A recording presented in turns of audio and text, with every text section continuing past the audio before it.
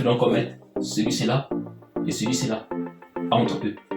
Et celui-ci là et celui-ci aussi entre eux. Ceux qui ont le x ensemble, ceux qui n'ont pas de x aussi ensemble.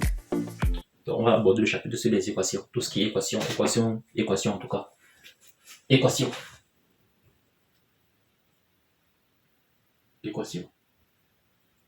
Dans R. Équation dans R. C'est quoi une équation? On sait qu'une équation, elle peut s'écrire sous la forme AX plus B. On va dire égal à C. Disons égal à C. Parce que égal à 0, c'est un cas particulier. Disons égal à C. Donc, c'est une équation. Une équation à une inconnue. Une équation de premier degré à une inconnue. Ou dans la plupart des cas, le but est de trouver la valeur de x. Donc, on veut savoir qui est x. Donc, souvent, lorsqu'au cours d'un exo bien d'une évaluation, vous avez des équations à traiter. Parfois, on demande de donner que vaut x en fait. Quelle est la valeur de x. Donc, ici, on va donc faire quelques cas. On fait 5-6 cas pour que vous compreniez les équations. Premier cas, on a 3x. Donc, on a 3x moins 7 égale à 11. On demande de calculer la valeur de x. Dans ce cas-ci, que vaut x? Vous savez que pour les équations, il s'agit de trouver qui? Il s'agit de trouver la valeur de x. Donc, ce terme ici là, on l'isole. Ça veut dire qu'il faudrait qu'on puisse isoler. Il faudrait qu'on puisse isoler le 3x. Il faudrait pouvoir isoler le 3x. Donc, il faudrait que le plus 7, le moins 7, passe de ce côté. Voici l'égalité. Voici moins 7. Alors, vous avez dû voir en cours que lorsqu'un chiffre traverse l'égalité, il change de signe. Donc, si le moins 7 ici là traverse l'égalité, alors il devient plus 7. Pourquoi? Parce que s'il traverse l'égalité, il devient plus 7. Tout comme si le 11 traverse l'égalité, il devient moins 11. Donc, quand un chiffre change le côté de l'égalité, alors son signe change. Donc, vous avez donc 3x égale à 11 plus 7. Ici, c'était moins 7. Parce qu'il a traversé l'égalité, il est devenu plus 7. Donc, le moins 7 en traversant est devenu plus 7. Vous avez donc 3x qui est donc égal à 18. Vous avez donc 3x égale à 18. Or, qu'est-ce qu'on veut? Donc, on veut la valeur de x. Or, on va entre les deux, c'est quoi? Entre les deux, c'est une multiplication. Parce que quand on écrit 3x, c'est comme si on écrivait encore 3 fois x. Donc, pour pouvoir isoler le x, qu'est-ce qu'on fait? On doit diviser par 3. Parce que c'est en divisant qu'on chasse l'égalité, qu'on chasse le 3. Parce que c'est une multiplication. Quand c'est une multiplication, pour isoler le x, on doit diviser. Quand c'est une addition ou une soustraction, on doit passer de l'autre côté. On aura donc x égale à 18 divisé par 3. Ce 3 là descend divisé le 18. Donc ce 3 descend divisé le 18. Parce que c'est une multiplication. Vous voyez bien, il ne traverse pas l'égalité. Il descend divisé le 18. Il ne traverse pas l'égalité parce que c'est une multiplication. Si ça avait été 3 moins x qui est égal à 18, alors le 3, on voit que cela c'est quoi? C'est plus 3. On aurait eu moins x égale à 18 moins 3. Donc le plus 3 serait devenu moins 3 en traversant l'égalité. Si ça avait été une soustraction ou une addition, si ça avait été peut-être 3 plus x égale à 18, alors on aurait eu x égale à 18 moins 3.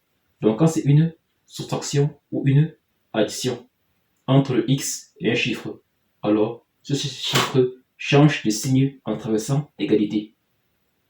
Quand c'est une soustraction ou une addition, alors le chiffre à côté du x, si on veut le x, le chiffre à côté du x, traversant l'égalité, il change de signe. C'est pour ça qu'ici, on a eu plus 3 qui est devenu moins 3. On avait plus 3 qui est devenu moins 3. Et quand c'est une multiplication, comme ici, par exemple, on a 3x égale à 18. Là, il ne traverse pas l'égalité. Là, il descend, parce que c'est une multiplication. Il descend divisé le 18. Donc là, plutôt, x égale à 18 divisé par 3. Donc le chiffre à côté du 3 descend divisé le 18. C'est combien? 18 divisé par 3 fait combien? Ça fait donc 6. On a donc x égale à 6.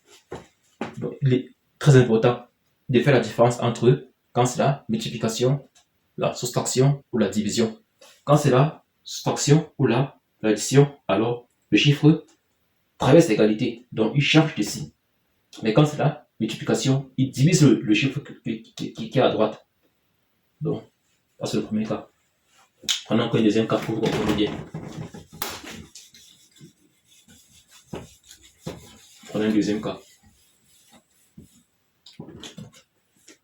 On a 5x moins 7 égale à 9. Qu'est-ce qu'on veut? On veut le x. On commence toujours par l'addition ou bien la soustraction. On regarde quel chiffre de... Parce que c'est ça qu'on veut. On veut x. On ne touche pas d'abord au membre qui a le x. On ne touche pas à ça. On touche au membre qui n'a pas de x. Donc les membres qui n'ont pas de x, c'est d'abord eux qu'on bouge. Donc, on a donc 5x. On va voir ici, là, c'est quoi? C'est moins 7 qui doit donc traverser l'égalité. Et en traversant l'égalité, il fait comment? Il change de signe. Donc c'est égal à 9 plus 7. On a donc 5x qui est égal à 16. On a donc x. Maintenant, c'est quoi? C'est une multiplication entre les deux. Donc, x de 5 divisé. Et donne égal à 16 divisé par 5. Voilà la différence. Au début, on ne touche pas le membre qui a le x. On ne touche pas du tout. On commence par le membre qui n'a pas de x. On voit que c'est quoi? C'est une soustraction. Alors, il doit traverser donc l'égalité. Il traverse donc l'égalité. On a donc maintenant 9 plus 7 qui vaut 16. Après, on a donc maintenant, on voit qu'on a 5x, on voit que c'est une multiplication. Parce que quand on écrit 5x, c'est comme si on écrit encore 5 fois x. C'est donc une multiplication. Pour donc avoir le x, qu'est-ce qu'on fait? On doit donc diviser par le 5. Donc ce 5 s'il descend, diviser le 16. Donc c'est la différence entre addition, quand c'est une addition, quand c'est une soustraction, bien quand c'est une multiplication ou une division. On verra plus tard. J'espère que c'est bien compris. Si vous avez bien compris, je vous invite à calculer 3x moins 1 égale à 3. Je vous invite à faire ça, si vous avez bien compris ce que je viens d'expliquer. Et en commentaire, vous mettez la réponse. Donc vous calculez ça, et en commentaire, vous mettez la réponse. Nous, on va donc continuer avec un deuxième cas.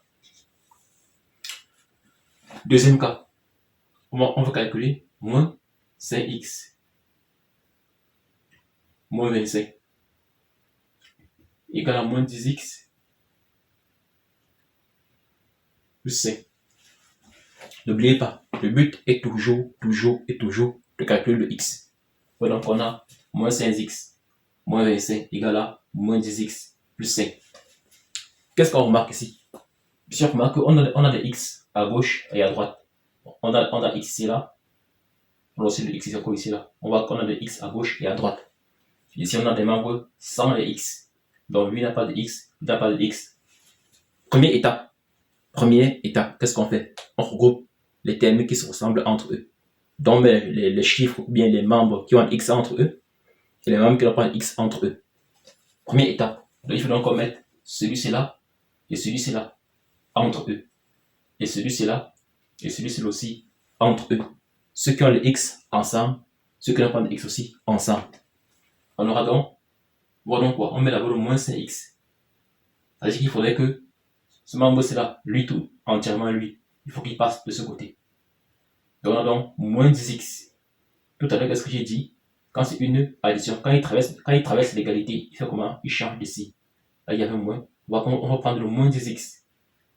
Quand il traverse l'égalité, il fait comment? Il change d'ici. Ça fait donc plus 10x. Égal à ce 5. Je remets ce 5. Il est là. Ce 5, je mets. Celui-là maintenant, il fait comment? Il faut qu'il passe de ce côté. Quand il traverse l'égalité, il fait comment? Il change d'ici. Ce 25. Ça fait donc quoi? Ça fait donc 10x moins 5x égale à 5 plus 25.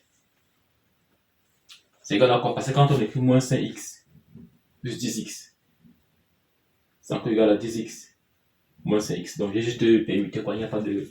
Si on écrit a plus b, c'est encore égal à b plus a quoi. Il n'y a pas de. C'est une addition. Il n'y a pas de. Ça ne change rien à l'équation.